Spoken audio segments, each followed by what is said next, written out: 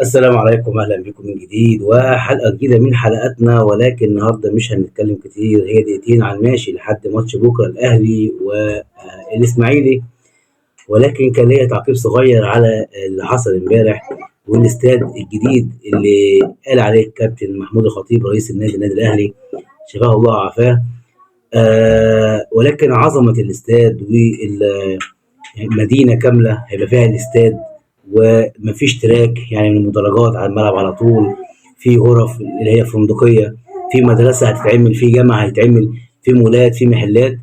انت بتتكلم على مدينة كاملة، مدينة كاملة تحت شعار اسم النادي الأهلي، علشان الأهلي يصرف من جيبه لجيبه ما يحتاجش، والرعاة هي اللي تجري وراه، الرعاة هم اللي يجروا وراه كالعادة. ولكن المرة دي هتبقى أكتر وأكتر بإذن الله.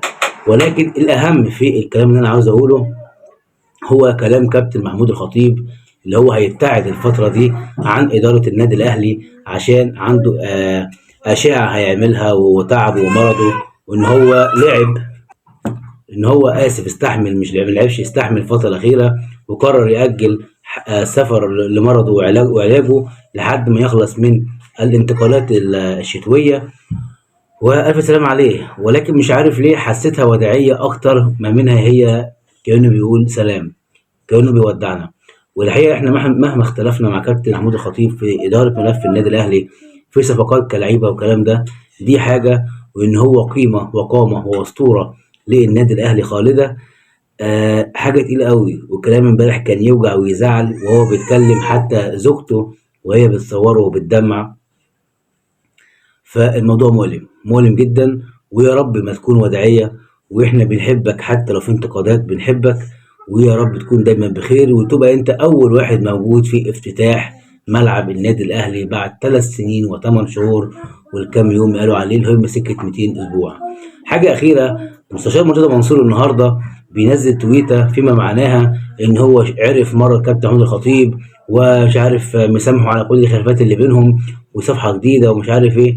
هو معلش بس يا جماعه، عشان بس ايه القلوب والناس ما ينساش، اللي يكتب الكلام ده كابتن محمود الخطيب مش انت.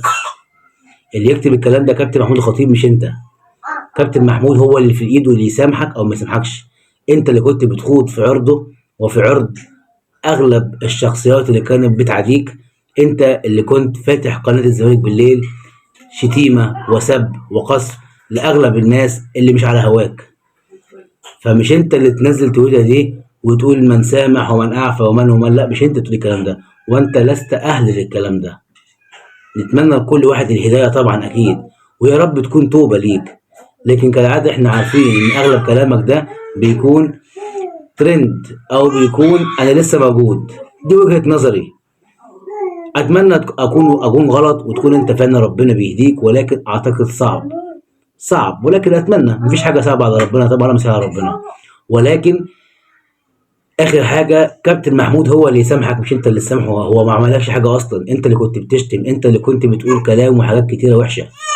يبقى كابتن محمود هو اللي يسامحك مش انت. كابتن محمود هو اللي في ايده يسامحك مش انت اللي تسامحه. واي حد في ايده ان هو اللي يسامحك مش انت اللي تسامحه على اللي انت عملته مع الناس. بس. السلام عليكم.